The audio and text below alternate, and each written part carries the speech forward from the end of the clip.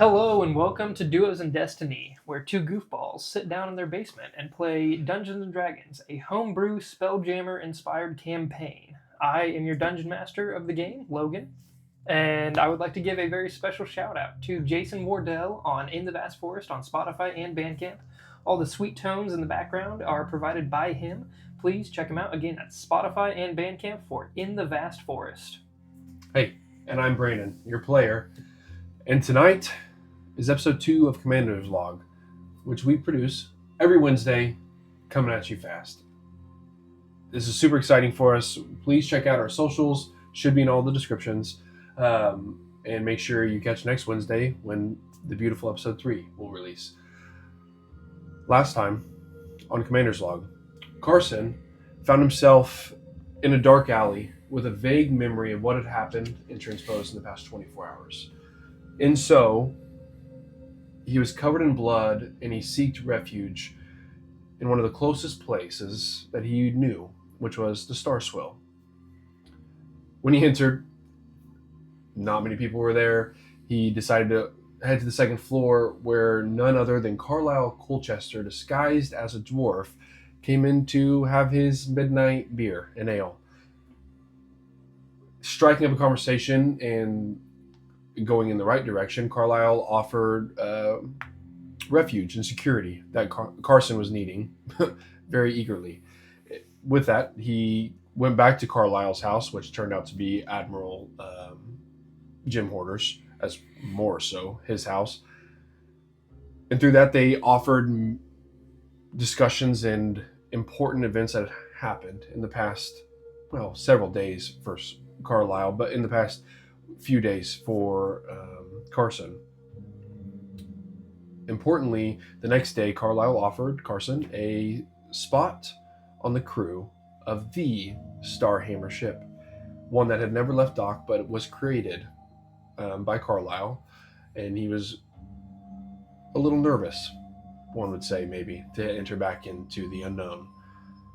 Carson accepted the offer, and tying up a few loose ends, the Starhammer left dock for the first time on the 9th of Arid.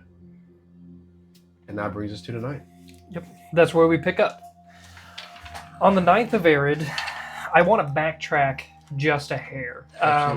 We had left off last episode with you leaving the dock and kind of like the rare view of everything you know all in one field of vision. But I want to backtrack just a hair to right as the Starhammer is leaving. Okay. And consequential as an action of yours, your dad was not home when you had gone back to your home. But whenever you kind of take one final look and one final scan of the docks, just looking for anything familiar and kind of drinking in the last sight of Torvengard. And you see this tall man, blondish hair, stand up, kind of wipe his brow, and like take a second glance as the Starhammer is sinking beneath. Essentially, the space docks are all kind of like lateral, and the dock and the ships come up beneath them, and so the Starhammer would sink down beneath and then fly away from Torvengard. And so as like the Starhammer is sinking, he kind of like double takes it and smacks his buddy to get his attention, and they kind of like, just the pair of them, your father and his coworker, take one glance. They don't catch your vision because you're pretty far away from them. They don't see you quite, but they stare and marvel at the Starhammer leaving port for the first time.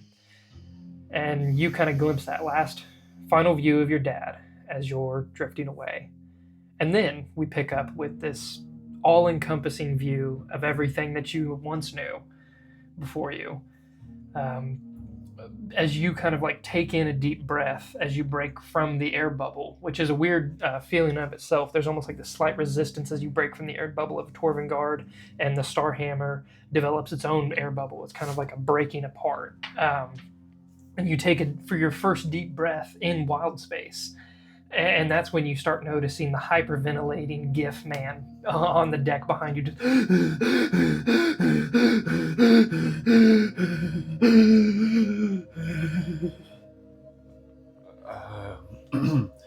I'll approach Carlisle, put my hand on his shoulder.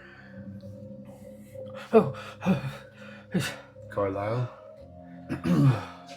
Everything is going to be okay. It's just that I remember this exact view. I understand. Taking breaths, my last breaths, before I was pulled into Torvengard. I almost died here. I never thought I'd be back. I breathed way too heavy. I'm so lightheaded after that. I can see in your eyes, Carlisle, you're about to pass out. Why don't you just take a few breaths through your nose? If it's any any reassurance, I just died on Torvengard. So you and I can at least level on the same playing field on that, right? You know, it's not every day you've met another man with a near-death experience. And he kind of like claps you on the shoulder. I needed that. And he just kind of like plops down on the deck right where he's at and just kind of sits, like elbows on his knees. And he just looks at you and he says, I get down on one knee. I don't know what I'm doing out here, but thank you for being here. I'll let you in on a secret, Carlisle. I have no clue what I'm doing. You told Zage that I knew what I was doing. We need to have a discussion about this. I'm more than capable of learning, and I'm a fast learner. I can promise you that. But I don't know at the current time how to operate or be a worthy shipmate. You're right. That's my fault. Let me show you the ropes. So let's start there, right? Yeah. Something simple. Get your mind on something, and get me doing something that should make me feel like I'm, actually partly helping around here. I like that. All right. My mind feels at ease a task. So, let's do that. Very good. And he kind of starts standing back up. He starts taking you around the ship, pointing out different like specific items aboard the ship that are very important, like certain mooring points. I know nothing about the ships, and I probably maybe will learn. Beautiful. It's sci-fi ships. Yeah, I would say. So he goes to all the gun ports. He shows you how to load the ballistas, where everything's kept, how to load the cannons. And the cannon itself is like the cannonballs are like Atlas stones, essentially. Like it would take a lot to lift them, and so there's an actual like loading system that is. Yeah, there's a loading mechanism. It's just kind of like has to be human assisted. Is the cannon like 50, 100 feet long? Like in that one mini you showed? Yeah, the cannon encompasses pretty much the entirety of the ship. Like there is not a large front portion of the ship on anything except for below deck, because it is taken up entirely by that. By so the like cannon. The top two decks are pretty much split in half just from the cannon itself. So basically, like outside of like trying to run on top of the cannon or something, you're really just pertain to these parameters. Absolutely. Of like, okay, very good. That's a good understanding. Yep. Okay. Yeah.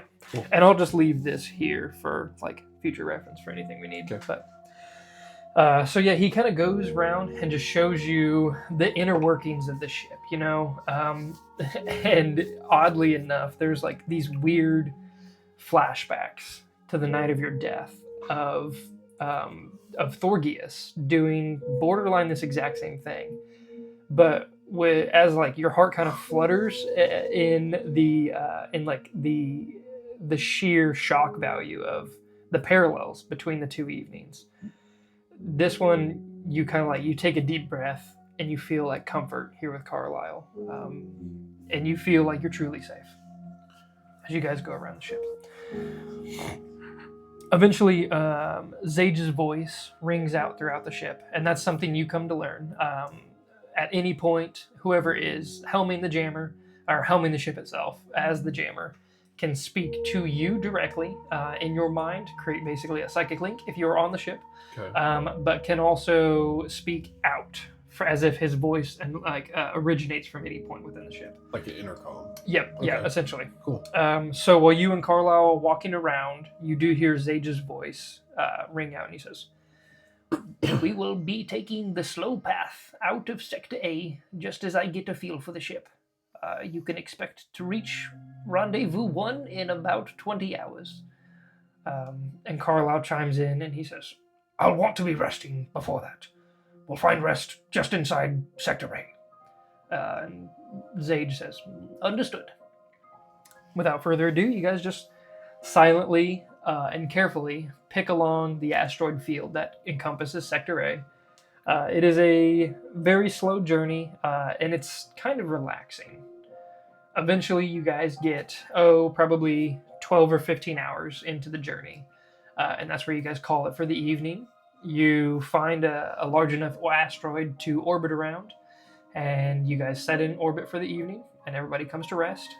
Meals are provided and made by the automatons that Zage has made. It's a very good meal, very well prepared, even better prepared than what you're used to. Like, you don't go hungry. Your mom's an excellent baker and is a pretty good cook otherwise, but those bots sure can cook. And it seems like there was not an expense spared on the actual the food itself. Is very well prepared. Other than that, you guys find your first rest very, very peaceful. It's silent out here. Through the bows of the ship, you can kind of hear the droll of Carlisle snoring. But other than that, silence. You wake up the next morning, and you and the crew again are provided a meal from the automatons, a nice breakfast, and then you continue jamming out of Sector A. Good. Can I set the precedence of what I'm wearing? Yeah, absolutely. Now that I have clothes and I was gonna say you do have a couple of tailored outfits that would be essentially whatever you would choose to wear. There is one specific piece of gear that Carlisle hands to you during this little tour, and it's a gorget, which is essentially just a metal from here around your neck, kind of like an Egyptian cuirass might be the right word. But yeah, it's just a metal little collar essentially, and it has a couple of enchantment built on it. There's a sending spell that is a one per day usage, and then a flare on the gorget itself. Okay. I'd seen kind of a pair of jeans to a certain extent. Bluer pants. It's probably not quite jean material. It's probably some type of leather. But the boots that they had made, so I get those blue, and then I have just a basic white shirt that I'll wear. So just baiting up 3-button shirt, half sleeve shirt, you know, and then I'll wear you called it a gorget. Yeah. Okay, so I'll throw that gorget. I'll go ahead because I will follow exactly what Carlisle tells me to do. So I'll throw that gorget on, and then the coat that I had custom made is this kind of off-white. There's a couple of brown accents strapped through it, and on the shoulders there's a thick leather that's stitched all on it, and they're or she dyed them orange for me, and on the inside is this orange, more of a felt, kind of this warmer leathers, but it has a little bit more of a texture to it. A hole on the inside. It's a little bit of a heavier coat. Carson did not know what to expect, so something potentially that could be a little bit of warmth and protection. Kind of like an all-weather coat, a heavier all-weather coat. Yeah. But still light enough that it's not, he's not going to be sweating terribly. And if I may, Carson does have white-based hair with that kind of goes to a blonde towards the tips, and he kind of styles his hair kind of back and flows. It's not quite past his ears or anything like that. And one of the important, I guess, things that I did not touch on in the first episode, in the past one, was his eyes are kind of this offset, kind of grayish. Not quite a blue, but not quite any other main green. But they're this grayish white color. So for sure. Sweet. Okay. Thank you. Absolutely. Anything else? No. I will adorn my hand axe, just to a small scabbard that I had gotten with it to my belt. On the side for now, just so at least I have something on me. Yeah, absolutely. So you and Carlisle's kind of spend that morning just walking around the ship, and he's continually showing you the ropes. It's not too long before you guys make it to Rendezvous 1. So as you're jamming along at a good, like, jamming speed, which is very quick, you are slowed down and taken out of jamming speed as you guys exit the Terran fields of Sector A. And as opposed to, like, being able to see scattered asteroids all around you, all of a sudden you are in, like, open space beyond. And there's just one waypoint floating a little bit ahead of you. And there is a decent sized asteroid with a very clear scorpion ship embedded face first, I guess bow first, into the rock of the asteroid. And the ship kind of like takes a solemn pause right in front of this Rendezvous 1. And you see Carlisle is standing at the top, like you guys have been working in tandem all morning, and he kind of stops whatever he's doing, and like he stops and just stares out at this waypoint, what you come to know as Rendezvous 1. And you see this large tear kind of welling up in the side of his eyes and breaks down and rolls down his cheek. And then you kind of hear like a whisper of Zage's voice near Carlisle, and it just says, "It's not your fault. You didn't know." And then... Is this Mrs. Starhaven's daughter? Oh, yes. Sorry. Just... Don't apologize. It's, Carson, the hardest lessons to learn are the ones you never forget. I've made a lot of mistakes, and this is the biggest one. Every ship I've built, every day, I think about Merida. Her death, the crew's death, it's my fault. If I may, those that are chosen to be on the ships in Merida, they knew what they were getting in setting foot onto. They chose to do that, Carlisle. They did. But they trusted me. And my engineering failed them. I understand. I mean no offense. No. It's just a grim reminder. A horribly grim reminder. Then you and I have a unique opportunity. And what's that? We get the opportunity to honor Merida. To honor her. We sure do. On the Starhammer. We do. We sure do. Thank you, Carson. And he kind of like sets his hand, as you are both staring at it, he turns about and kind of sets his hand on your shoulder as he's saying this, and he says, "I think I'll be in my room." Understood. I'll continue working on the bow. And for the rest of the day, with that, the Starhammer turns left from Rendezvous 1, the asteroid field over to your left, to your starboard side, and open space to port side. And you guys quickly whoosh jam on past the Terran fields. Zaja's voice rings out once more, and he says, "Will be about 24 hours until we reach Rendezvous 5. We'll rest before we get there. So, the long, boring journey. Settle in." Zage? Oh, yes, Carson. I must say you clean up well. I'm glad you took a shower. I like the jacket. Thank you. I can't believe Carlisle made you wear that gorget. You don't wear this? No, I don't. Oh. I get it. I don't leave the ship, though. You will. Right. But better safe than sorry, at least currently. Absolutely. He's just so enthusiastic about those things. I could tell. Would it be appropriate for me to visit the helm to see Oh, how you operate? by all means, yes.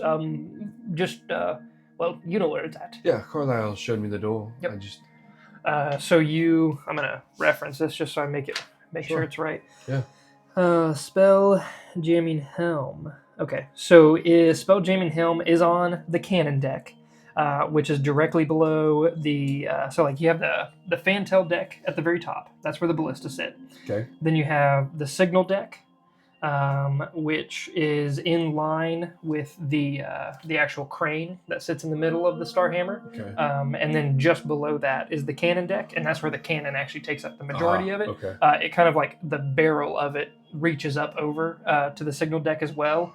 But this is where like the majority of the cannon is, like the cannonballs, the loading mechanisms, and everything. But also where the jamming quarters are, in like the very far starboard corner of the. On the cannon deck. Yep. Okay. So it's actually room 8 back there, 8. and that's where it is. You walk in, and it is the most bizarre sight. There is like this massive stone chair, like easily as wide as this table, and probably 2 times as tall as it should be. And it has these like very intricately carved but defined runes, which you would understand are dwarven runes. Okay. There is the chair itself floats above the ground, and it has this like crystalline blue projection that lights up the floor with dwarven runes all around it. And those same dwarven runes kind of trace the outer edge of the chair in this like arcane blue light. And when you walk in, Zage, the old gnome, is kind of just sitting crisscross in the chair, completely swallowed with how large it is. Like this elderly gnome figure looks hilariously small sitting in there. And as he kind of looks up at you, his eyes, instead of being the normal like bluish color, like blue irises, his eyes are just entirely arcane blue, like fogged over blue, okay. to match the magic that kind of like encompasses the entire chair. Sweet. Okay. And he says, "Welcome, Carson." And he's kind of like looking not at you. It's more like a blind man when they talk to you. They just look at anything, like they just look elsewhere. So he's kind of just staring up about where you're at. And he's, "Welcome. You were curious how this works?" Well, of course, I've heard about it. You know, working on the docks and such, but never actually seen the spell jamming helm before. This is interesting. Your chair is it's rather large. It was made for Carlisle, although between us, I don't know if he can use it. He's never shown any aptitude or interest. Do you have to have a certain ability? Oh, yes. If you do not have any kind of magical abilities, the helm will not work for you. Oh. So I guess I should ask, do you have some kind of ability? Not that I know of. Well, let's hope I don't die out here, because otherwise you guys are stranded. Yikes. Yep. Well, Zage, I will do my best to Well, I haven't fought much in my life, but I'll do my best. That's to say the least. And I'll do my best to keep us safe, out of harm's way. The Starhammer is truly quite the ship. It's almost surreal. You know, I'd seen the Bone Hoarder and many of the Gem Hoarders and some of the Onyx ships loading stuff on and off. They're nice crafts by all means. This thing is magnificent. You're telling me. It's huge. I learned how to jam on just a standard bomb pod. Coming to this thing is a incredible upgrade. Absolutely. It's luxury. This is a dream boat. This is not a workmanship. This is a work of art. Yeah. I feel bad for piloting almost. Are you excited that we finally left? That you finally left, Doc? I've I've jammed before. I was actually one of the original jammers, quite a few missions logged under my belt. Until Tentham assigned me to Carlisle's detail, hoping to get him off the island, or off of Torvengard, but never could. I've got to know Carlisle pretty well over the past few years, but it sure got boring just on the docks. There's only so many times I can polish the side of the ship. I got so bored I made the automatons. Those are... Yeah, your boredom served well then. I mean, Oh, yes. I've never seen anything like that before. No, by all means. I will need to keep a couple of them just for personal protection while you guys leave the ship. But if you need to borrow one for personal protection, or they have a multitude of uses actually. And I'm just going to give you this mechanically.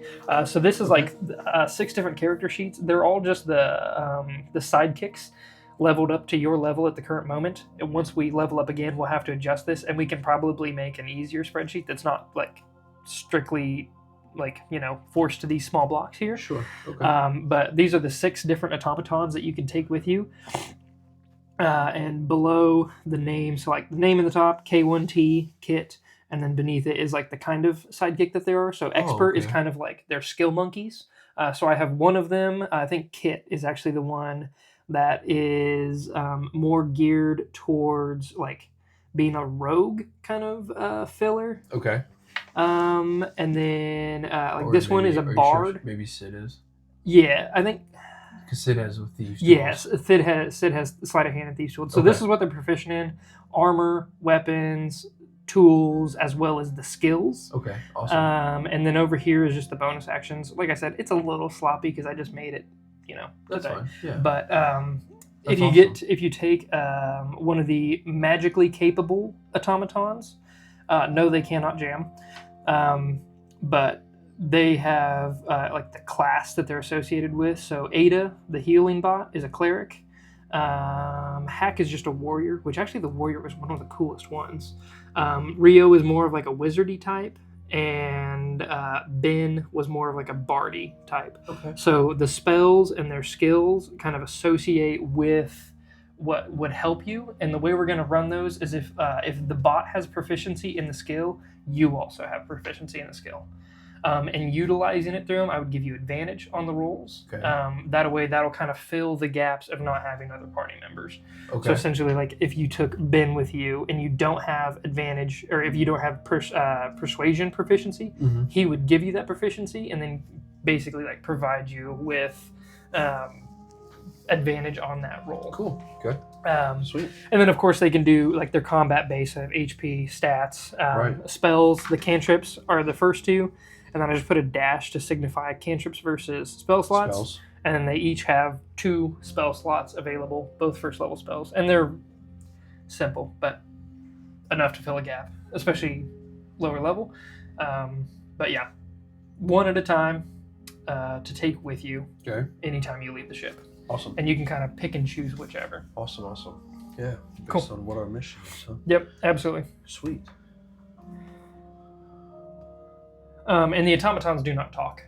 Okay. As much as you might try to converse with them, especially in this long, back into the story itself, this very long, horrible stretch, Western Kansas-esque drive of absolutely nothing on either side of you as you're just driving and driving. In this case, you're jamming along.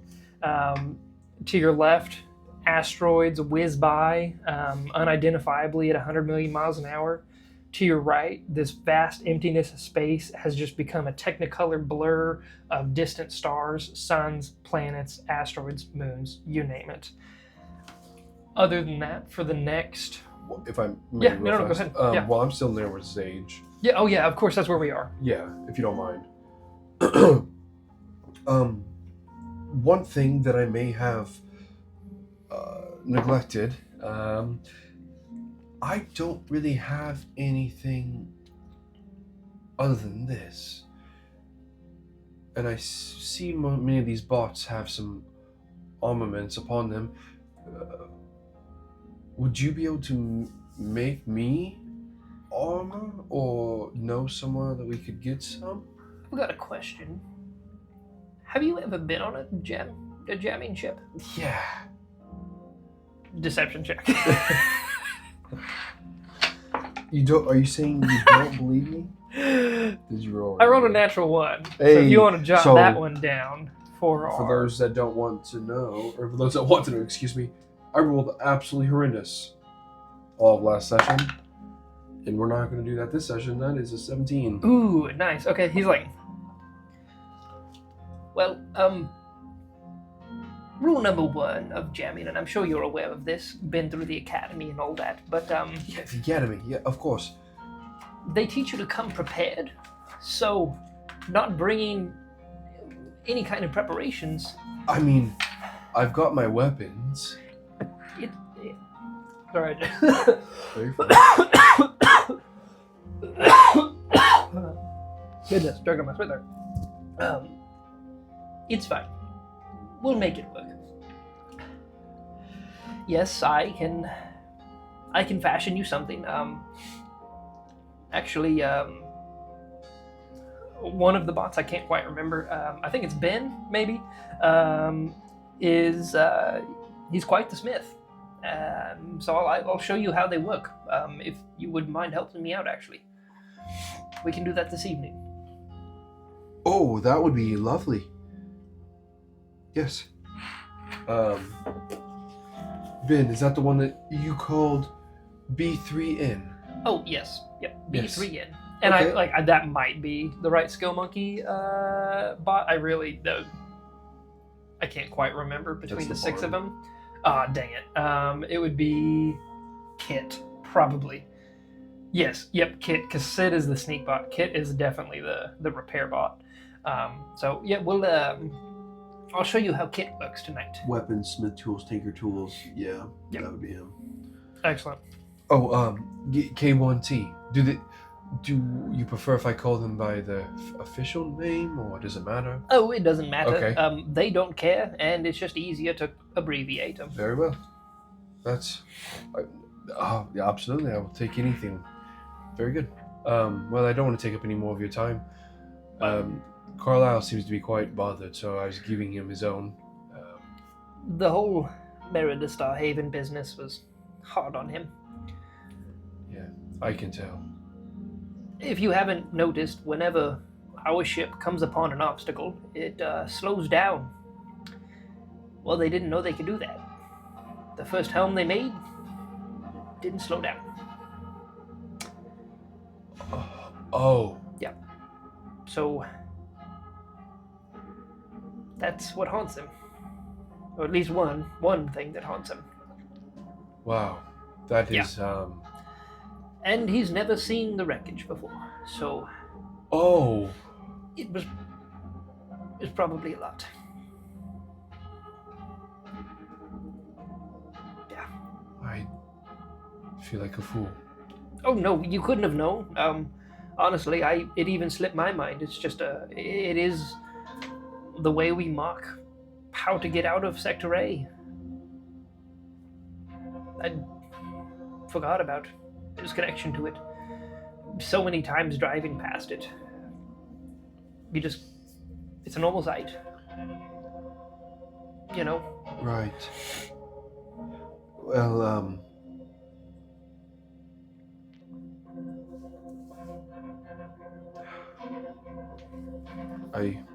I feel that I feel that my ignorance played a strong part in that. I didn't know that.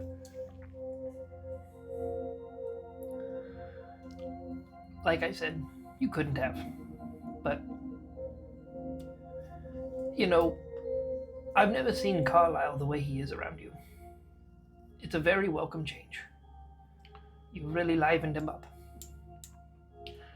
I think. Tantham and I were really worried about him for quite some time. He would hardly come out of his office. Lived in a robe for like 3 months. A robe, you say? Yeah, that was a bad time. He's better. I think that well, I think that goes both ways.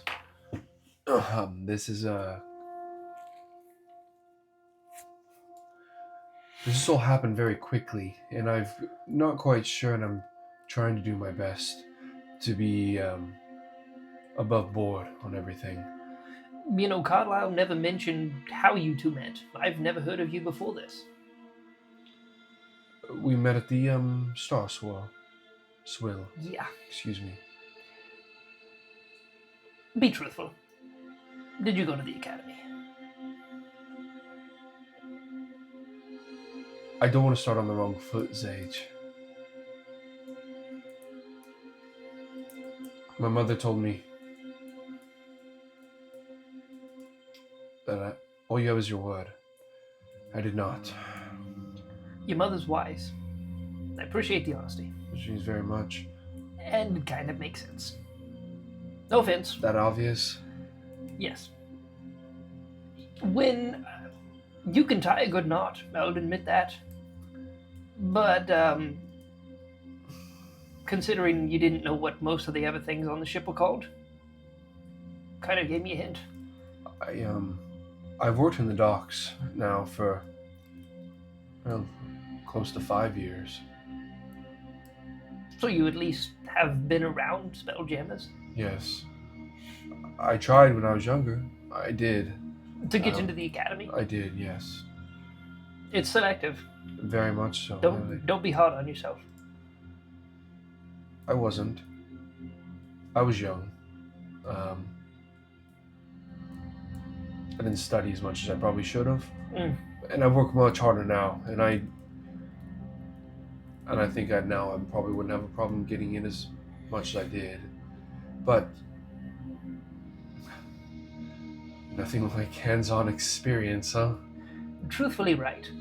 Tantham has created quite the program, but that's all it is. A program, a simulation of what it really is like. Once you get out here, everything changes. You're not home. You're not safe.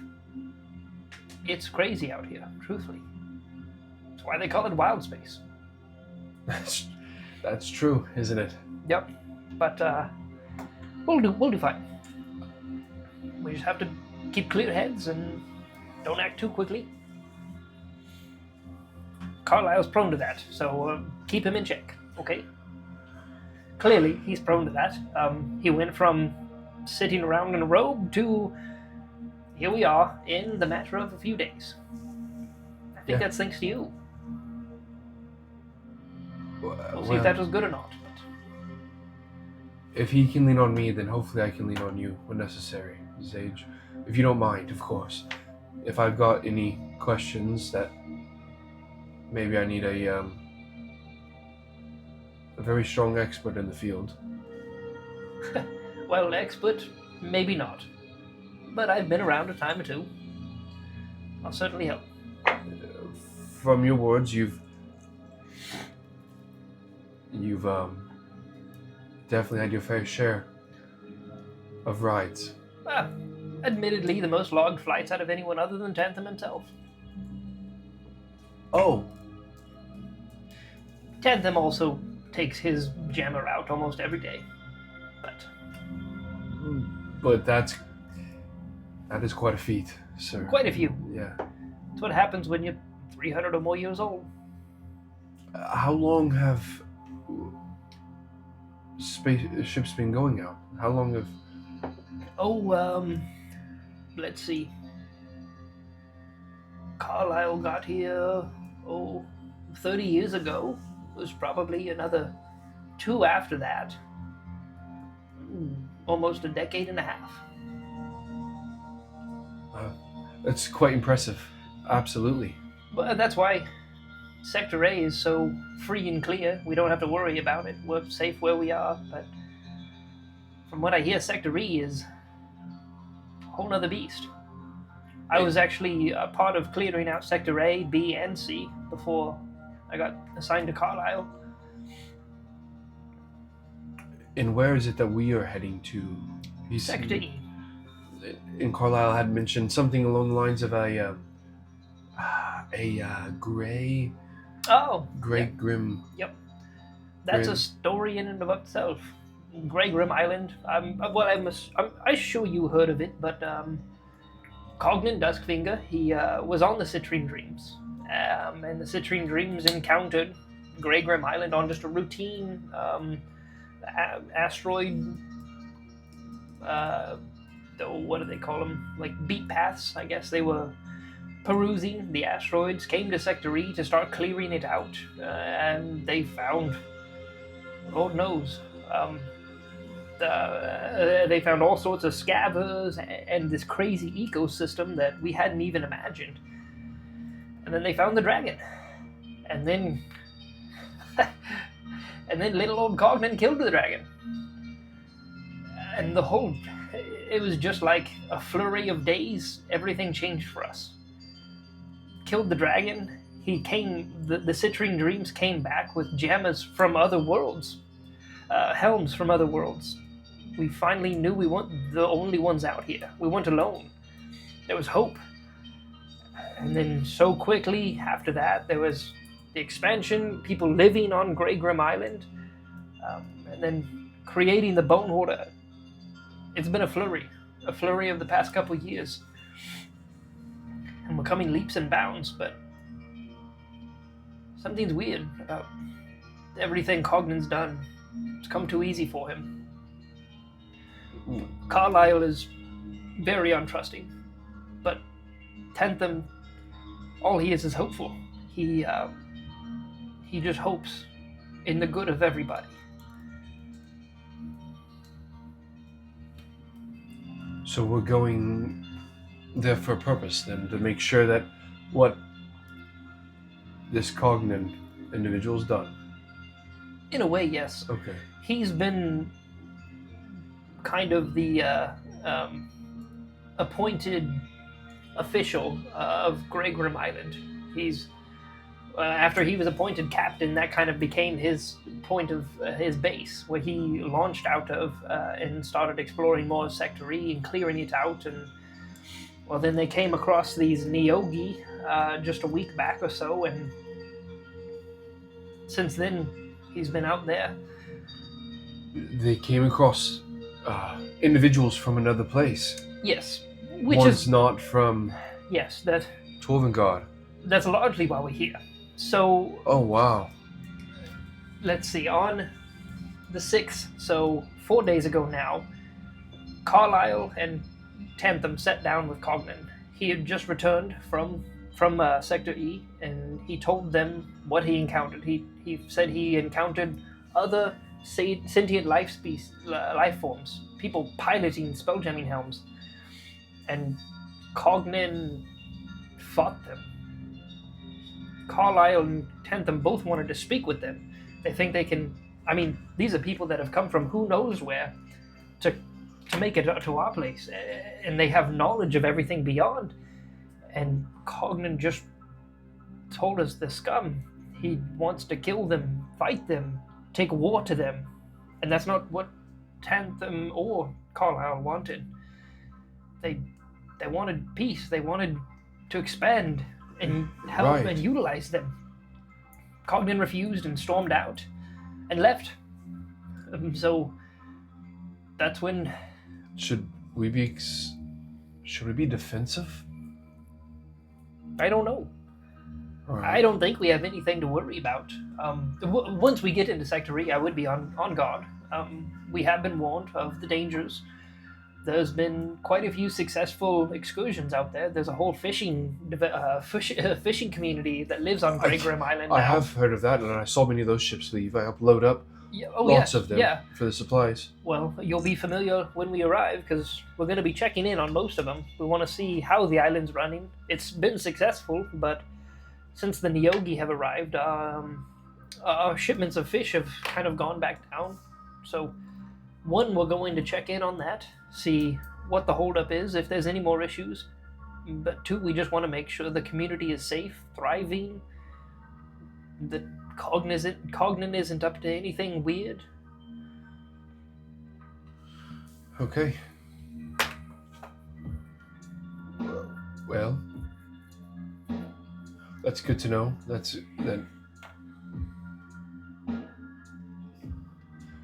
Sorry, I don't mean to be awkward.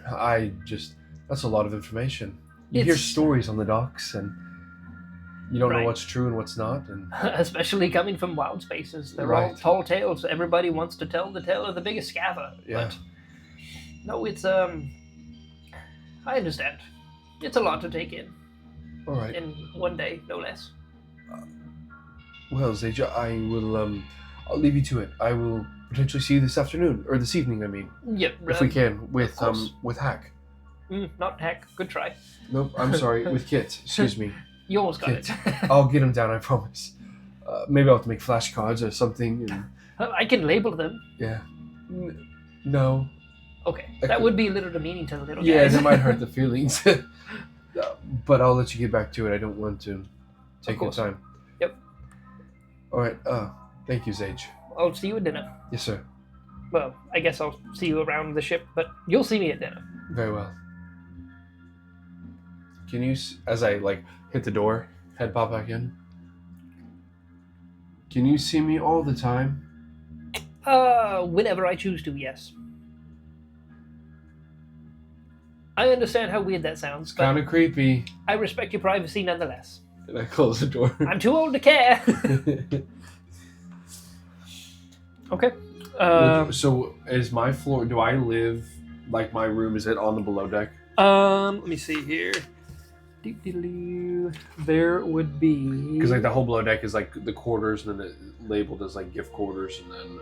Yeah, I would say I do need to relabel this because this is just the stock Absolutely. bombard, which is Yeah, straight up absolutely. these are made for gift. Yeah. Secure gunpowder locker. Yeah. I love that. It's gonna be necessary on the ship. Kit will be the one. Let's that's doing all see. that stuff. Captain's wardroom. Captain's quarters. Ward room. I'm going to give you room 16. 16. That makes the most sense to me because it's called the Captain's Wardroom. It's directly next to Carlisle's room itself. And a ward, to me, is just someone that the captain is looking after. So I don't know what the heck a ward room actually is, but you're 16 now. So. Okay. Also explains why you can constantly hear us snoring. I guess if there's just three of us on the ship, and above us would literally be Zage's deck or his quarters and whatever have you. Yeah, I was going to say the helm is right next to Zage's actual quarters. Yeah. Cool. Sweet. And then I would imagine the mess hall is probably It's below down. deck. It is. It's right in front of yeah. mine. 12 Yeah. or so. Yeah. I'll keep it below deck, but I'll probably rearrange those once I actually make the model of the ship. I'll get everything labeled out on what it needs to be. For those watching, I don't know if you want to take a pause and zoom in. That's not bad, right? They could probably, you see that pretty decent? Yep. Okay. A little information on the bombard. Yep. And this bombard in particular is about 1.5 times the size of every other bombard. Okay. It is just oversized for no reason. Simply because the other bombards are kind of fitted towards gnomes and dwarvish people as being the largest populace of Torvengard. Being over 6 feet tall is kind of a weird one. Yeah. Even yourself, you tower over most of everybody else. Carlisle towers over you. Oh, absolutely. And so they Tanthem kind of built the ship as almost a joke to how large Carlisle is. Emphasis on the Starhammer. So Got it. yeah, Okay. it was kind of an inside joke between the two of them. Very good. But if that's everything, Yeah. you left with Zage. Zage. So for the next several hours, you basically have the rest of the day to just watch things go by. And Just take it all in. I think that is Carson's motto. Currently. Yeah. Take it in. And truthfully, that's all you can do at this moment because, in a matter of, 48 hours, it's been more days since, but, you went from living a normal life to dying, waking up an alley, meeting Carlisle, getting invited on the ship, and then here you are. Yeah. Amidst the stars. It was a very bizarre change, one that you never thought you'd take. Yeah. It's one of those moments where you have dreams as a kid, oh, I'm gonna be on a jammer, I'm gonna be on a ship. whatever it may be, I'm going to go on and see these adventures. And then that dream gets struck down, and then you go, I'm not good enough for that. I'm not going to do that. I'll work on the docks and at least be part of it, and be there, kind of see it. I'll still be part of that team. Right. Yeah, you fell short of the goal, so you're still the goal's within sight. You never let loose, but you're still behind it, and now all of a sudden, by happenstance, you've surpassed everything about it. Yeah, just launched it into orbit. Yeah, literally. Yeah. So can I? During the day, I'd like to. So I guess can we paint the scene for like what my room looks like? Since it might be kind of important, I guess, in the long run. For sure. Your room could be just about as private as you want. At the current moment, it just comes outfitted with like a bed and like a standing wardrobe in the corner with a couple of nightstands. If you wanted any kind of like clothing rack or weapon rack down there. Low key, it's huge. Yeah, it's a very large room. Yeah, I mean, that thing's like somewhere like 400 square feet.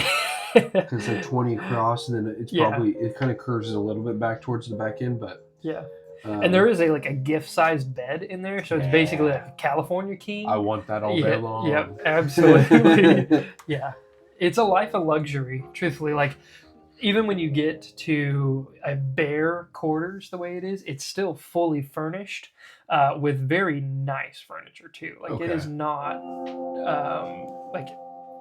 Again, where he didn't spare any expense, like this is very nice. Like it kind of fits the bill with the house that he's staying in. Okay. Well, then I'll definitely I'll retreat back to my quarters a little bit and just get comfortable, and then I'm going to lightly spar with my trident. Not like stabbing anything, but just like practicing holding it and like taking a stab and like maybe what I think is a parry, and then taking a different spin, and then I step backwards, and then I pull back. Like I go full like Tom Cruise's Last Samurai moment where he's in the field like practicing. Right, absolutely. And then I'm just in my room. Yeah. So shadow sparring. I guess. So, okay. I'll do that all the way till supper. Like I will do that until I just can't even think of what I'm doing. Yeah, absolutely. So you kind of just get the motions down, right, wrong, indifferent. You practicing down there, and then finally you feel like the lurch of the ship exiting jamming speed. And then Zage's voice coming out and saying, we're going to set in orbit just inside the Terran fields for the evening. Dinner will be ready in about 15. Thank you. And then 15 minutes later, you find your way to your mess hall. You see Carlisle there for the first time today. His eyes kind of look like red-ringed and bagged. And he kind of has like his shoulders hunched. Zage is already sitting down there with him and just telling him stories of his time in the academy. Just regaling him with all the different flights he's had and all the different things he's seen. Just anything to try to break the spirit. But yeah, you sit down for another very enjoyable meal. Before too long, at the end of it, you guys clean up and head over to... you guys go to the cargo hold, which would be like in the very front of the below deck. So you're basically right beneath the cannon. Okay. It's kind of a large open area, about the next largest room aside from your and Carlisle's room. And there's like a various like set of toolkits scattered about and like a workbench. And you can tell this is kind of where like Zage has done most of his crafting of the automatons. And he's kind of got like a space set up ready for you. And there's like a small like arcane forge in one corner, and Kit is kind of wheeling around within the room itself, and kind of like stops what it's doing and kind of like just looks over at you. Zage is kind of like bent over at the corner of the table, just kind of like scribbling away, working on something when you walk in. Hello, Carson. Hello, Zage. Hello, Kit. Right.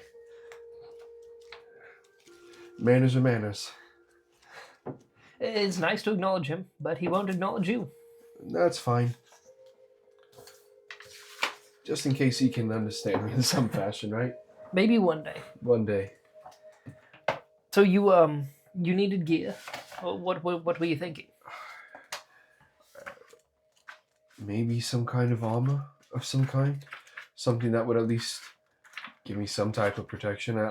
After speaking with you in about well, the situation we're going in, I kind of feel under-equipped of sorts. Well, what are you capable of wearing? You seem pretty stout, so I assume you could carry something heavier. That duster surely won't do you anything good. No, it's stylish, but that's about all that it's good for. Yeah. Unfortunately, I mean, I'm not quite so sure if you're able to make something of the if it's better off making something with leather or making something out of plate, but I do have a fair amount of scrap steel just from the creation of Hack himself. I have borderline a full currently. I could probably outfit you with a medium set of plate, but we could work together to make that a full set. is hide armor new? It's in the medium. In the medium? Yeah, it's called hide armor. It's 12 plus dex of 2. I've never seen. I don't remember that. They must have restructured all the armor because hide, I think it was like hide, leather, studded leather, if I'm not mistaken. But So now there's padded armor, leather armor, and studded armor leather. yeah, maybe for that is correct. The lights, and then medium is hide, chain, scale, breastplate, half plate. Huh. That's interesting. And then heavy is ring mail, chain mail, splint, and then plate. Yeah. Okay, so I guess with just one evening's of work, you could have an achievable medium plate, or what is it, breastplate? I will say, breastplate is a lot of, and that is also worth 400 gold. I don't know if that matters at all to you. That's an up there one. Mm-hmm. If you want to see this, by all means, you can. Yeah, if yeah. it's more like, because if it would make more sense to be able to make like a chain shirt or something, because like a breastplate's definitely from the quality is probably a pretty high. Yeah.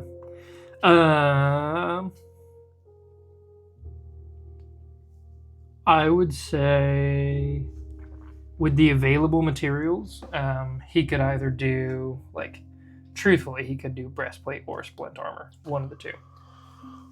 Well, I can't wear heavy. And he can create a shield. Okay. Hack actually currently has a shield strapped to his back. Well, breastplate would be phenomenal. Yep, I think that's medium armor, 16 plus dex, up to 2. 14 plus dex, yeah. Oh, okay. So it would just be a base 16, essentially, because I'm assuming your dex is higher than a plus 2. I don't think it. I'm strength based. Oh, okay. So my dex is a +1. Oh, okay. So it'd be 15 armor class? Yeah. I guess if that's Do you get proficiency with heavy at all? I don't believe so. Oh, really? Not unless I take a feat, which I've debated it. I might. So we'll see where.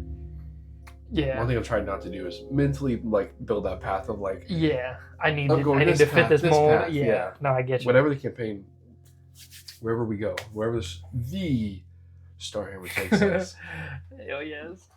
I will make that decisions from there. Okay, cool. Yeah. I'm not opposed to it. It'd be cool. I'd love to at least like get up in the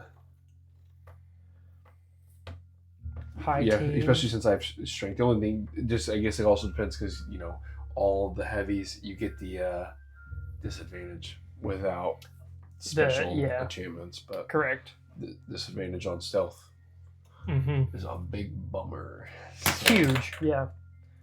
We'll see. I don't mind light. Maybe get a little enchantment later on in the path and get up there. But I wouldn't mind a shield. I mean, shoot. But I'll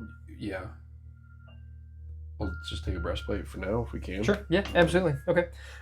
So over the course of the next phenomenal. few hours, he does give, just at the time, he gives you Hack's shield just because it's functional. So if we get to that point and you choose to take Hack with you, just knock off 2 AC from him for the time being. Oh, that's fine. Oh, I should say that's too much. No, it's truthfully, it's material sitting around. No, but this is already this is second to none. I can't believe we were able to make this in one night. It helps that I've kind of crafted everything up to this. I had a few renditions of Hack himself. Fair. Yes, this is, and you were able to make it with that nice orange leather attachments to it. The color is just beautiful. We can swing that. I can put a little bit of magic into it to change the coloring. Oh, just give me a hard time. But this is more than I could ever ask for. This is amazing. Thank you. Of course. But please, Hack and maintain his shield. Make a Smith's Tools check with advantage, based upon the fact that Kit is there with you, helping you, giving you that proficiency. So I think just a tools check would technically be sleight of hand, so it'd be your dexterity modifier plus your proficiency bonus, and then you'd have advantage on the roll. Dexterity modifier plus proficiency? Yeah. Okay. So I didn't notice your sheet in the binding has like little dice. Yeah, None of mine do. Yeah. Yeah. Wonder if that's like a new feature. And it may be because I got the generic adventure instead of like getting a. I got the player's notebook. Yeah. Instead of like getting, because they didn't have a blood hunter. Yeah. Yeah. So that could be why that's there. I don't know if that does it on each. Like what each it looks class. like. Yeah, because they have each class one. Yeah. Notebooks brought to you by Cantrips Media. Check them out. Super dope. Yeah, they are. Disc-bound, custom notebooks. It's nice to get away sometimes from the digital. At least partly get away from the digital. Mm-hmm. You know, get your hand out of your eyes out of a phone or a tablet. So, okay. So 17 was my high end. Nice. Plus 3, so that'd be a dirty 20. Okay, yeah. Plus 1, plus 2. Kind of like surprising to you is like something you've never done before. You are familiar with working with tools and like with your hands in general, but you're not like a smith by any means.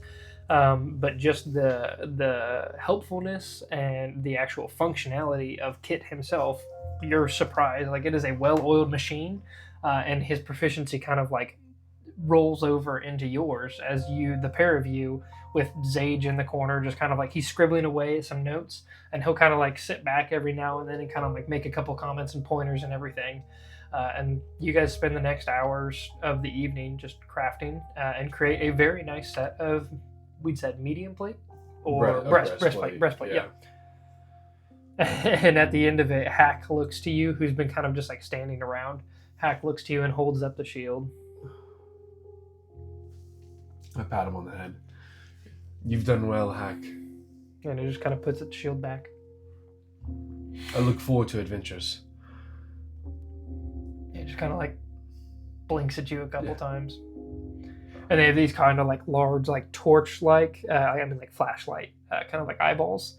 I kind of think like Iron Giant in the way they look. Yeah. Except very shrunk down. Which, I mean, like these are very appropriate minis for the automatons that I imagine them to be. Okay. In like the fact that they're like very like bulky, but like small, and everything about them almost looks like steampunkish. Okay. But yeah, they have very like flashlight looking eyes that have just like these shields that kind of like shrink. So there's like this mechanical chunk every time it blinks, so they just get this silent, like a shutter of a camera kind of. Yeah. Heck yeah, I'm about it. Okay. So ending the evening there, you take another rest within the Starhammer. You find your quarters very restful. The evening goes by unabated, and then once again morning comes, and you guys begin your journey onto Rendezvous 5. Okay. From where you guys had left off, it's about another 4 hours to Rendezvous 5. I mean, I guess that'd be a pretty long adventure day. It's probably more like closer to like 6 or 7 hours from Rendezvous 5. Well, okay, let me backtrack a little bit. You spent a good chunk of the morning within Sector A before you got to Rendezvous 1, and then jetted all the way. Okay. So I'd probably say you have like 10 hours of adventuring, of just jamming until you're all the way to Rendezvous 5. Okay. So you got about like a half day's left or whatever. Okay. So you'll get there today, but all intentions from Carlisle and Zage are to rest right before you enter Sector E so that you guys are prepared for whatever lies before you. So we can kind of fast track that this next day, as in if there's anything you would like to accomplish with that day. Otherwise, it goes by. You guys have kind of settled into a routine. Carlisle is much more alert and responsive today. He kind of wakes up after the breakfast, and the two of you settle into choring around the ship, and just kind of enjoying each other's company. And he's really taken on like a mentorship kind of role to you two, kind of just like truly showing you the ropes of spelljamming. I think, I would just take, the moments that he gives me and like whatever he's willing to tell me and show me and just absorb it. You know? The same motto exists. Take it all in. Cool. So I think Carson, especially at this point, is just trying to be a sponge. Yeah. So I think he thinks that's the most important thing. He wants to prove his worth. He's been given a shot. Doesn't want to blow it. Yeah, for sure. So okay. So then we'll just fast track to this final rest. Okay. So you eventually make it to Rendezvous 5, which is a much less macabre display. It's not a scorpion ran into the side of an asteroid. It is simply an asteroid that's kind of like just on the inside of the Terran fields, and there's this large like array of rocks that spell out E, and they've kind of like been painted different colors so it stands out against the asteroid itself, and just kind of like highlights that this is Sector E, where you guys are meant to be. And as the ship kind of like rests just outside of Sector E, the three of you stand on deck just looking into it. And you can see how Sector E is very different from the other sectors that you've seen so far. Like the clusters of asteroids are much tighter, and there's actual like large chunks and groups of asteroids as opposed to everything else being spread apart, and you can really jam through there quickly. This one is much tighter knit. And so it's going to be like a lot of like more precise navigating to actually manage your way all the way through. Okay. So you guys rest, knowing the next morning is going to be entering in. So am I able to wear? I apologize. What is the name of the? Oh, the Gorget. Gorget. Am I able to wear the half plate and the Gorget? I would say with his help, like Zage's help, you guys are able to like incorporate it into one. Oh, okay. Yeah, Phenomenal. like he basically takes off the magical components that enchant the Gorget to give it those abilities, and he places it within there, within your half plate or breastplate, and he's like, "Don't tell Carlisle I did that." Well, then that day I definitely I probably didn't wear my half plate the next day. Yeah. But knowing that we are being defensive, okay, I will have it on the next morning. Yeah, for sure. And speaking of, as the next morning comes around, you notice like the automatons are much busier around the ship. Straight up in the morning, as you guys are getting ready to actually enter in, there's a couple of them that have gone to the cannon deck, and they're helping to like ready the cannonballs and prep them and actually load one so it's ready for the first fire. Okay. And then like there's 6 of them total, so after they load the cannon, 3 of them kind of divide up and they go stand up and near the ballista so that they're also ready and willing to fire. Okay. And the cannon has a mechanism that has to be reloaded. However, it can be fired from the jammer itself. Oh, okay. Like the actual like reloading mechanism does take a crew. So okay. Yeah. But once it's loaded with that first initial shot, it's just an order from the jammer to actually fire it. So. Okay. Well, then I'll definitely probably have my trident with me as well too. Cool. So, wielding the trident and your half plate. Would I have been able to put could we attach the scabbard of a scabbard? If it has to be my one, that's fine. For my hand axe to the side of my Oh yeah. half plate, so it's like covered up inside my coat. Oh, within the coat, like you're like. But I want you're like like all my half plate, you know, Yeah. like underneath my arm, so it's like all sleek and Mhm. nothing's poking anything, but it's just Right. laying flat. Yeah, absolutely, not a problem Cool.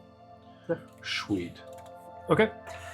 So, rolling in to Sector E, you guys, you and Carlisle are kind of like at the ready. Both of you are scanning as much as you can. Eyes to the sky. It's not really like any downtime like it has been before. And through a little bit of trial and error, you guys are getting the hang of navigating these like really tight corridors of asteroids. And at one point, you guys get the idea of using like the catch poles that you have on board to retrieve things that are just outside of the ship, to kind of like gondola push yourself off of some of the really nearby asteroids and kind of like steer yourself in a more precise tune between all the asteroids.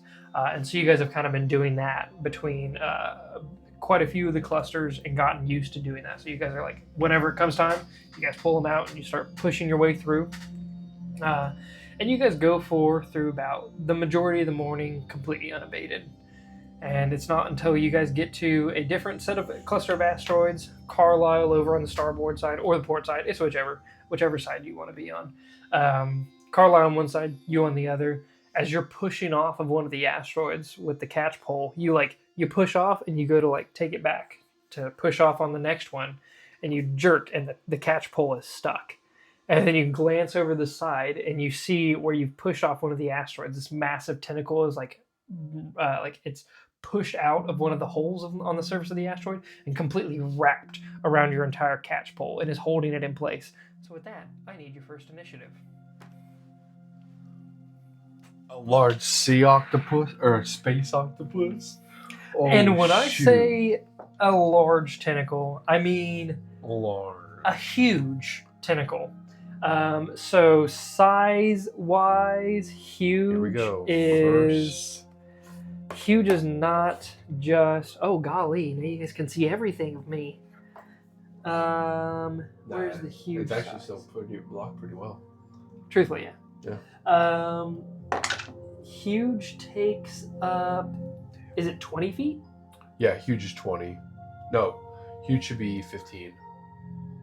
I thought large is 10. Large is 10 by 10. Huge is 15 by 15. Gargantuan yes is 20 by 20. Okay. I think it goes up by 5 feet increments. Yep.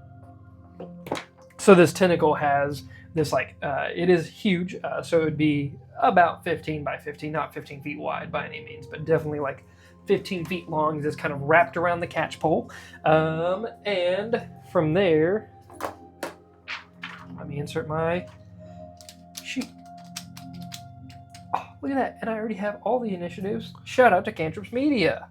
Well, my initiative's not great. Okay, So let me hear it. Put that at the bottom. Yep. 4. A 4. Yeah. Incredible. Back on it with the great rolls. Yep. I'll take it though. You know, I had some. Okay. To be able to roll 17 twice today. Yep.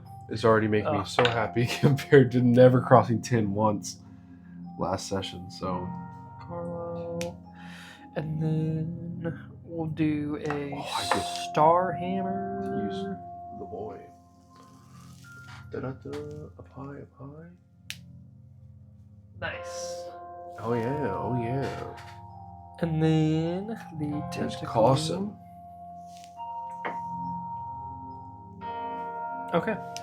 Let me just grab a few items here for representation.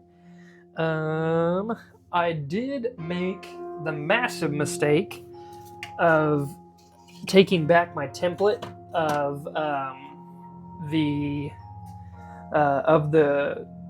template that I have made for the bombard itself. Oh, really?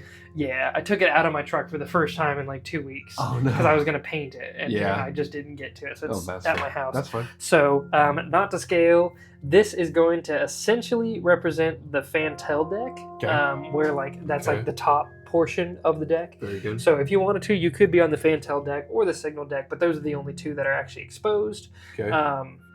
But this should be a good enough approximation of the two of you standing on either side there.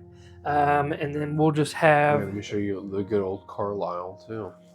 For those watching, tuning in. For those playing along at home, Yeah, that is Commander Crux from the Spelljammer campaign. Ooh, let's throw in a couple of these asteroids as you kind of just kind of like in a tight field here. Yeah. And not the correct mini here, but this is what we're going to use to represent it. Cool. I think that one is the giant megapede or something. Yeah, megapede. That's right. But that'll be the perfect tentacle. And then I just need the automatons. Oh, right there. So I'm just going to represent the ballista as 2 standing automatons. Okay. The ballista will act with a full turn because there's 3 automatons at each on the Starhammer's turn, which I have rolled the initiatives. Sick. And ironically enough, the Starhammer is up first. Nice. So, Ship stay on. for starters, let's get a change in pace here to something a little bit more jammy as we get into this initiative here. And the Starhammer. So as you guys are kind of like lurching forward, creeping along, truthfully, as you're kind of like carefully navigating before your catch pole is caught, you cry out in shock. And Carlisle! we'll use this first initiative of the Starhammer to basically be Zage coming up over the intercom and saying, is there a problem? I feel resistance, like something's grabbed a hold of us. And you'd have the freedom to reply at this moment. Yeah, there's a problem! There's a large tentacle. Okay, Nice. Captain, what are your orders? And Carlisle just goes, fire! And this is the only ballista that has the line of sight. So that ballista is going to take its shot with a 14 to hit.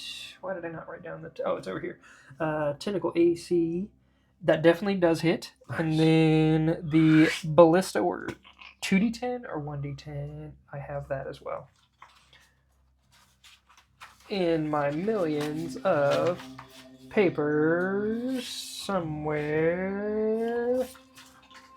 Look at some of the old documents if you want. Oh, you know what? Where it's at? It's this piece of paper right here. Oh, it's on there. Yep. Because I just need the ballista stats. Okay. Ballista. Range +6 to hit. So I was right on that off the top of my head. This is 3d10. 3d10 rough. Okay. Awesome. So releasing a 3d10 blast at the tentacle before you. That is 11, 13. Is there any modifier? Nope. Just a flat 3d10. Awesome. That is 13 points of damage to... Okay. With the first ballista bolt, it like impacts straight into the flesh of this tentacle, and it kind of writhes but still maintains that grapple. Passing off past the Starhammer's turn is coming to the tentacle itself. Okay. You see in like this flash of emotion, the tentacle unwraps from the catch pole and then lunges at you. So I'm going to make an attack roll at you. My brand, golly. Let's go. I doubt an 11 is going to hit. Not with the new fresh armor, because it would have before that. Yes, absolutely. It would have just so hit. In this almost like stiff practiced move that you had used in your room with your trident as you were kind of like, let's get down to business down there. Oh man, Disney's going to come after me on that one. As you're, prepping your actions and getting over the maneuvers of a fight, you kind of like practice what you think is a parry, and you put that practice into perfect execution as you just kind of like lunge the tentacle off of you. And Carlo was like, bully! As he turns around and you see he's carrying like this hand mortar that he like pulls from the inside of Let's his trench go. coat, and he like pulls out this massive this full like 6-inch barrel, and he levels it at the cannon at the tentacle, and he says, "Caution, duck!" And he is going to release an attack. I drop down. That. God, I'm just rolling so bad. But the AC of the tentacle is pretty bad. That's a 13 to hit with an AC of 12, so that's going to hit. And then I get 2d8 of thundering damage. It's not thunder damage, it's piercing damage, but it's loud, especially in your ears as you kind of like duck. You have not heard the cannons of the bombards have gone off like ceremoniously, but never like a hand cannon 10 feet across the deck from you, right over your head. Yeah, absolutely. It kind of like rings your ears for a moment. You're kind of like stuck spinning. It's like, oh, what in the heck just happened? As that is 11 plus 3, 14 points of damage. So a very large That's phenomenal. blast. As the tentacle is kind of like parried away from you while it's like writhing around in the air, he just goes skoosh and takes this large chunk that just like completely flays the tentacle off. And ending his turn, as you see him kind of like start re-jamming a load down the barrel of the gun, comes to you, Carson.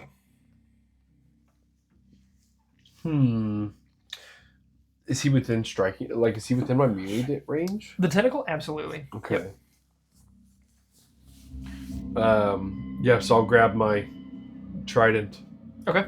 That's there, and I will just I'll just do a single hand at this time. I'm trying to hold the what do you call a large stick?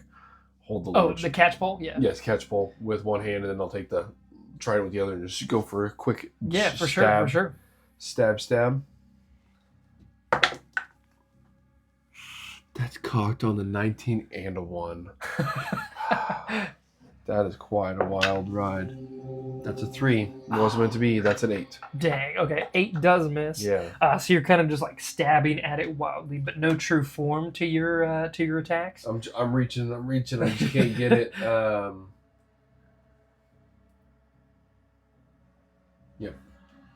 Okay. Yep. Awesome. That's all. I'll just stay put up. Okay. Yeah. No bonus action. No. Cool. No, not currently.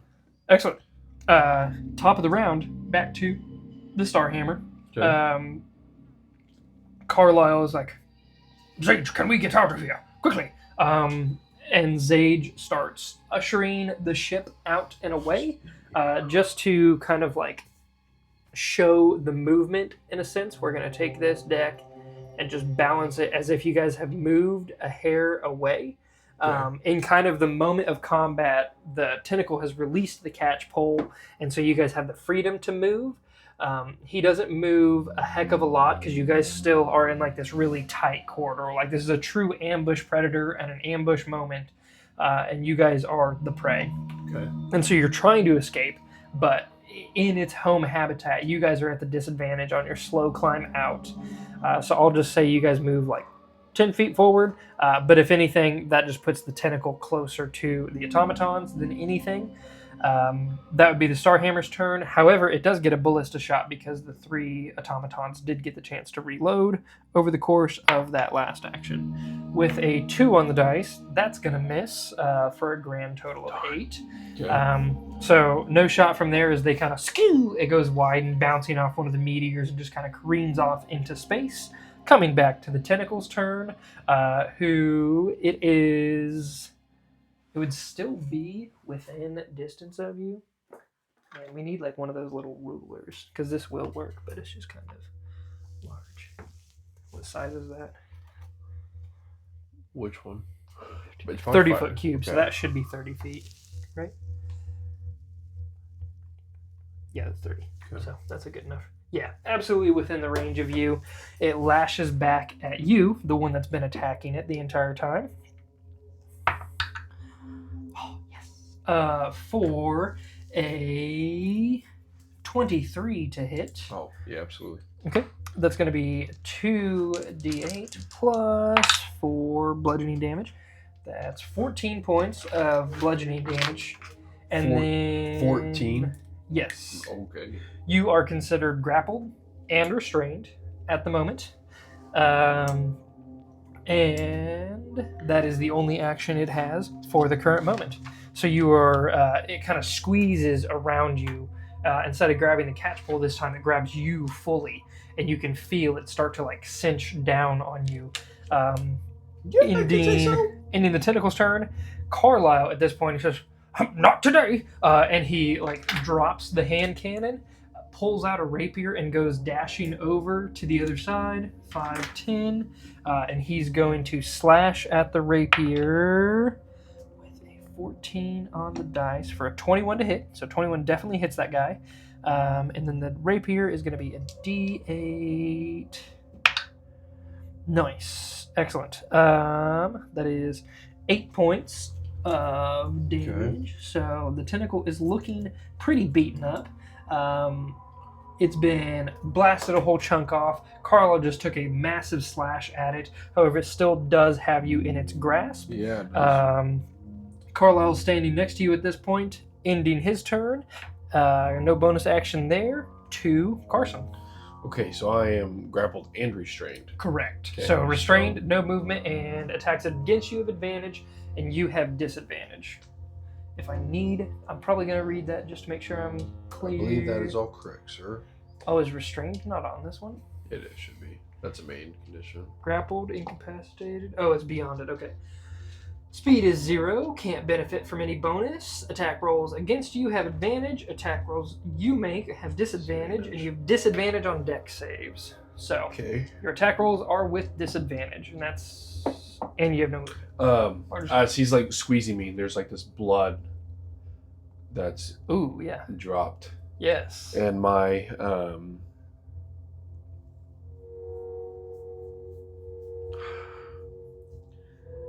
it like catches my eye. Mm-hmm. It feels weird. It feels different. It like hits my weapon. So the reason I'm so glad this came up, and I'm so glad this moment happened. The reason it catches your eye is blood is red. It should be. However, whatever is seeping out of you is this like syrupy golden ichor. You'd assume it's still blood, but it's not red. It's golden in color.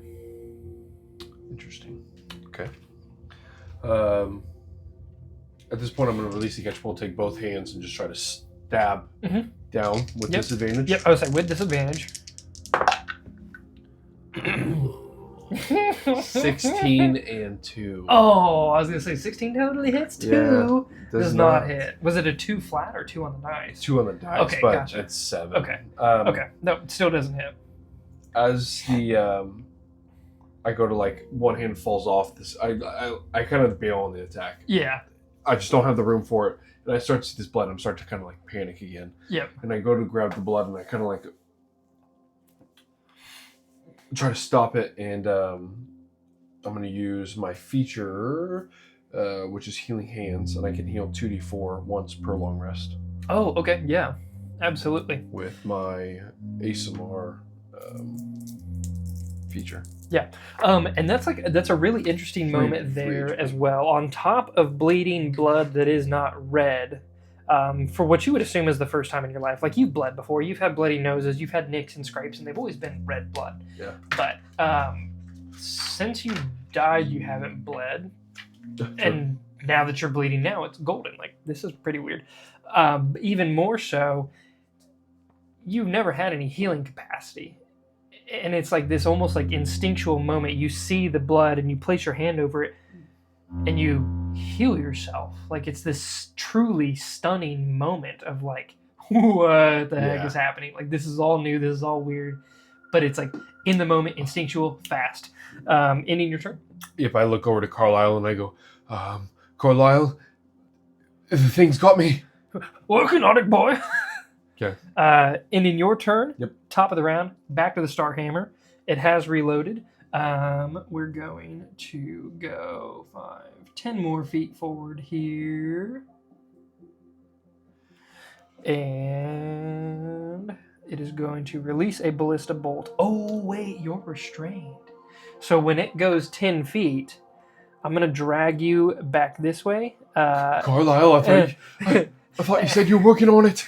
And at this point, he's kind of like, oh, Sage, quit moving. And he like grabs a hold of you and is kind of like anchoring you back down. Like, yeah, I can't Yeah, keep my feet are referencing- like, my feet are like digging in. I'm like fighting this. Absolutely. You're like Arms are clawing like, at any bit of the deck that you can grab onto. Absolutely. And you can see it's even pulling Carlisle himself back. And he's like about to like, his feet are basically braced against the back of the ballista as he's like pulling it forward. I'm going to, just because this has become such a cluster around the ballista itself, I'm going to give the shot disadvantage as it goes to fire off at the tentacle. A total of 5 plus 6 is an 11 on the dice. It misses the 12 AC. So the shot goes wide as it just doesn't have the maneuverability of it. And in the moment, like Hack, the battle bot, just kind of like looks at you and just has like these couple like mechanical blink, blink, blink, blink. Ending your turn, it is the tentacle's turn. It has you restrained and grappled, so it has advantage on the attack. Okay. For a total of 20. You feel yourself like raise up and then just wham, absolutely slammed on the deck. Like the rudest awakening you could imagine for 17 points of bludgeoning damage. I am unconscious. Whew, okay, you suddenly go entirely limp there on deck. Carlisle sees the unconscious, like kind of like the limpness. All of a sudden, like you're slammed on the deck, and instead of fighting, you just come up like completely ragdolled. And he's like, "No, no!" And he pulls out a not a hand cannon at this point. It's just like a small like revolver. So it'd be like a pepper box. Not an advantage. It's just standard attack. Hoo-wee! That'll sure hit. And let me grab the dice. It'd be okay, that is 6 points of piercing damage to the tentacle, which still clings it to life. It is still up. And Carlisle is going to like be tugging on you as hard as he can, but like one arm on the pistol. Okay. Before it ends his turn, coming to your turn, unconscious. Wow. Cool. First, do me a favor. Death saving throw. Roll 2 dice. Why 2? Just roll 2. Am I rolling death saving throws? Yes. Death saving throws. We'll figure this one out later. Okay. Yeah. Can I see him? Nope. Don't look at what you roll. Roll here in my box, whichever, around the corner. But close the eyes. Gosh, this is so much worse. 2 dice? Yep.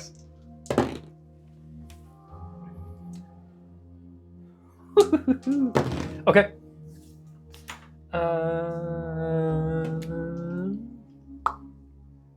Golly. What does that tick mark mean? Who knows? I know, and why did I roll 2 dice? No one knows. Okay. Ending your turn fully, unless you have something crazy. No? Okay. Carlos explicitly just called out for the spell for Zage to quit moving. Okay. So the Starhammer does not move anymore. However, they do have the reload option. They're still going to have disadvantage because at this point, Carlisle is using the ballista as like an anchor point to block between you. Like he's basically here, ballista's in between you two, and he's holding you. Okay. For another 5 on the dice. For a total of 11. So dang it. Just misses. Ending that turn, it is the tentacle's turn. It is going to make a contested strength check against Carlisle to see who is winning. This is going to be a really short campaign. Yeah, it might be. Who knows? We might be. Tune in next week for episode 1 of Not Commander's Log. We're going to count that one. Okay, so white was Carlisle. 4 was the tentacle. Or sorry, black was the tentacle. And let me see the modifiers of that.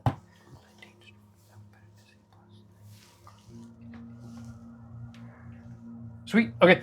Carlisle just beats it out. So with a contested, that would technically break the grapple with a contested check, because like that's how essentially a grapple would work. Is use an action to contest it and break it. So Carlisle. Oh wait, no.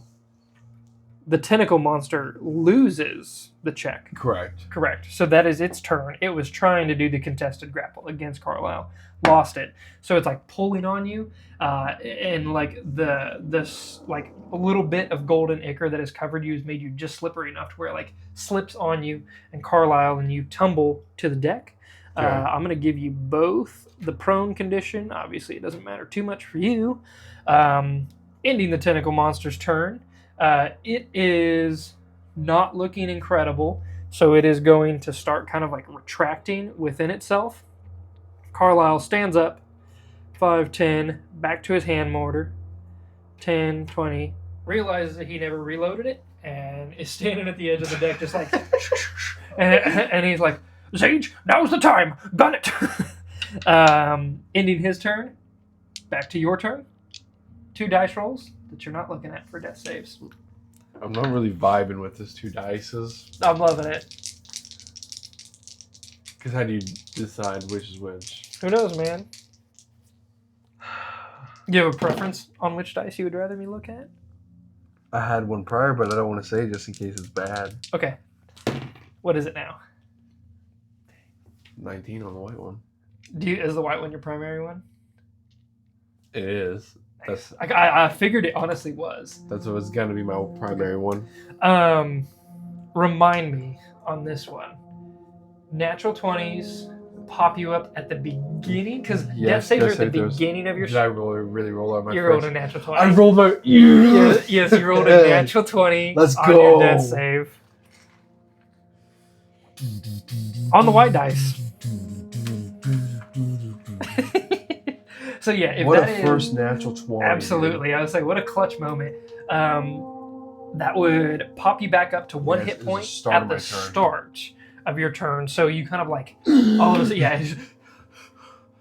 And I'm gonna say the very last few moments of like the blackness of your vision, when you open them, it's like you're looking into the eyes of Femus once more. Like his face right before he pushed you off of the hot iron poker that he had embedded in your chest. His face is like right in front of yours when you open them, and then the vision fades and you're conscious, back on the deck. All right, Carson, are you okay? Dandy. We're getting out of here. Hold tight. I'll stand up. Just stay. And he's kind of like keeping you, like if you're trying to fight him or whatever, he's not going to stop you from standing up, but he's like, he's encouraging you to stay down. I don't really have anything at range. I don't have anything to throw. You can throw the trident. It has a range. I know, but I'm not doing it. Okay, awesome. And the hand axe also has a range. Yeah, it's not. I can't. I'm not throwing any of them. Gotcha. Not at the current moment. Excellent. Okay. Ending your turn, it is the Star's Hammer's turn. As it starts to slowly kind of like 5, 10, 15, 20. It's going to take like careful a dash. Sure. So instead of the attack action of shooting it, it's just going to dash. Okay. But it's at half speed for the fact that it's like maneuvering. Absolutely. And it is going. I'm going to make like a general dexterity check for the Star Hammer itself, just to see how many it bumps into. So with a flat 10 on the dice, it's pretty average on its ability to maneuver. So I'm just going to give it 2d4. What's falling damage? Falling damage is a d6? D6. Okay, I'm going to do d6. That makes more sense in my head. I will do 2d6 for 7 points of damage to the Star Hammer. I'm just going to mark that down. Where's a good spot for that? Back in the notes. Notes section. It is right here. Right. Yeah.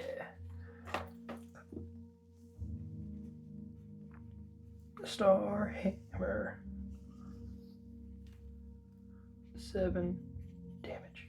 7 damage. because there is special rules to actually like repairing fixing a and Spelljammer. such. Yep, absolutely.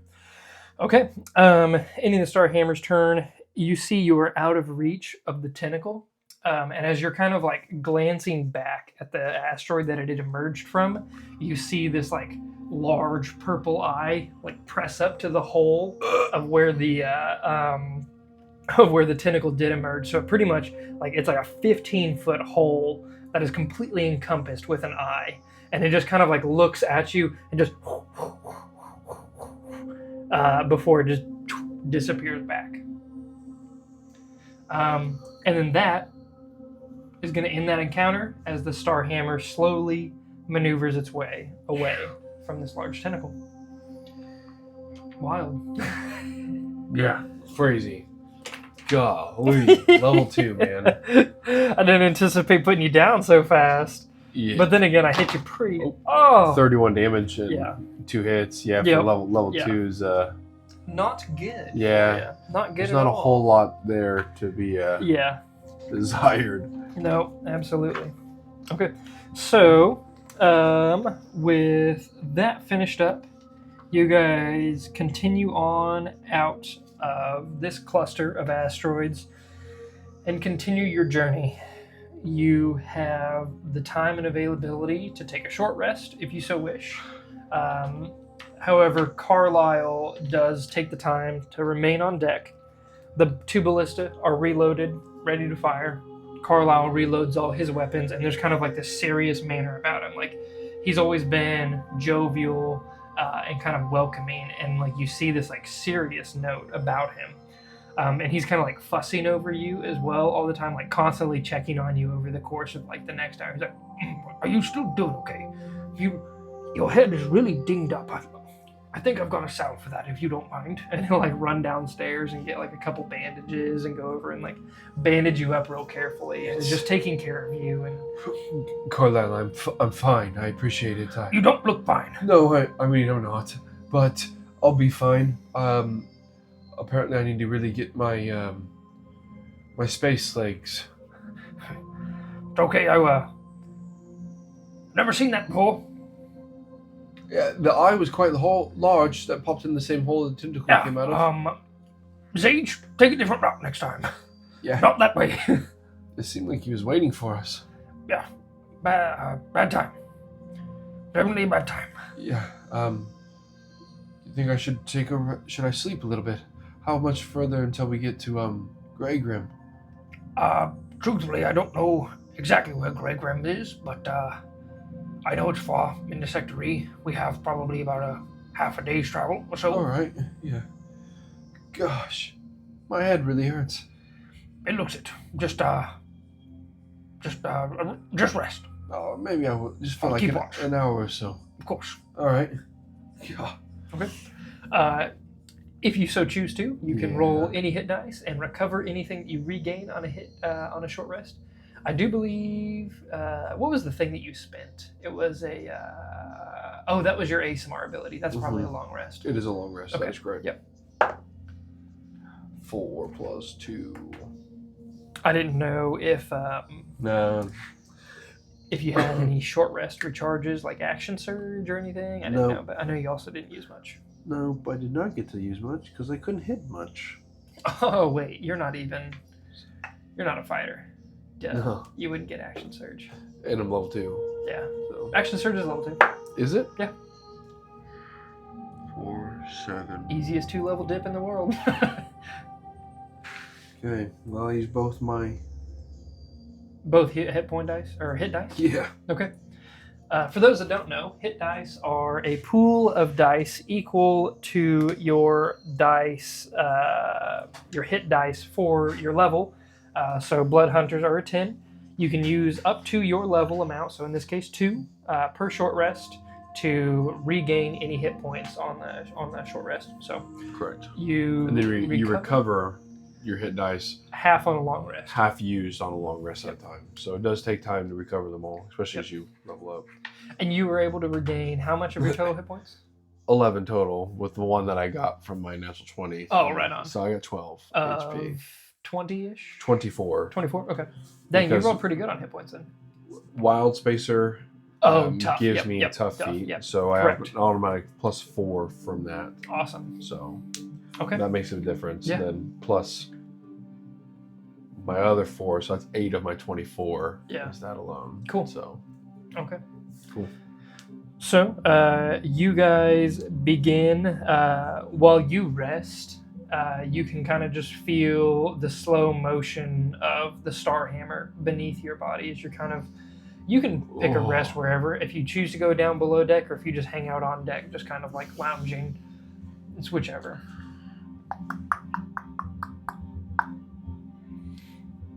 I would say,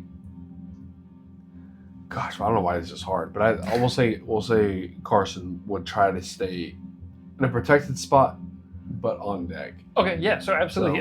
There's kind of like the stairwell that goes between Yes. the fantail deck and the signal deck, and that's like the perfect place to kind of like just kick back in a Yeah. way. Like staircases aren't the most comfortable places to sit, but it's easy enough to just kind of like, in the wake of this long fight, almost any place to sit is nice. Absolutely. So you kind of like, if your elbows back on the top step and you're kind of like just kicked back, head resting on the deck. Carlisle patrolling, you kind of hear his heavy thumps of feet on the deck as he paces and checks on you every now and then. He like looks over. He's like, "Sorry, I just they told me if you take a large crack to the head, I shouldn't let you sleep. I'm just making sure you're not too bad." Yeah, But, I'm not trying to sleep necessarily. Pardon? Yeah. Have you always been cross-eyed? I'm kidding. Okay. Oh, good. I got nervous. Well, actually, What? no. Sorry, it's that was a lot. Yeah. Is it always like that? Is what? Wild space. You're asking the wrong guy. Zage chimes in at this point and he says, "Well, it depends upon where you're at. Sector E? But reportedly, yes, always like this. Other places, peaceful, but That thing was unknown. That thing was going for me. I've never encountered anything like that before, I have to admit." It really picked me up like a rag doll and slammed me against the deck. You should have seen the impact. I felt it. I did too, actually. Oh. Felt it through the deck. I know my bed will at least feel good this evening. Right. Okay. Oh, why don't I send Ada up to help you? Oh. All right. And Ada kind of like wheels up to the bottom of the staircase and kind of like all the way up to the staircase, and comes up to you. I believe Ada knows the Cure Wounds spell. I'm pretty sure. Ada knows. Yeah. Ability modifier for Ada is +3. +3, so that is 1d8 +3. Dang, that's 10 points of Let's health. go. Yes, absolutely. That's pretty nice. That dang near puts you up to Yes, full. it does. So as Ada comes up and kind of puts this metallic hand to your head, there is this like this cooling action. Let's just call it icy hot, as it's like ice to dull the pain and hot to relax. It's sponsored by Icy Hot. Wild hot take. Icy Hot take. Yeah. Icy hot gives it all. And then Shaq, come on. Chacarone.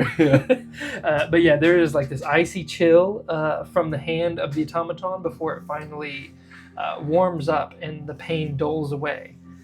And you are recovered. Sweet. Thank you, Ada. That feels much better. Ada blinks at you a few times before rolling back towards the ballista. I realized they were never below deck. They were actually at the ballista the entire time, Right. so they're pretty dang close. Okay. So as you are just kind of like watching the stars pass overhead, that is where we're going to call it for the evening. So, thank you guys so much for joining us for Commander's Log, Episode 2. It's been our first encounter, our first unconscious moment.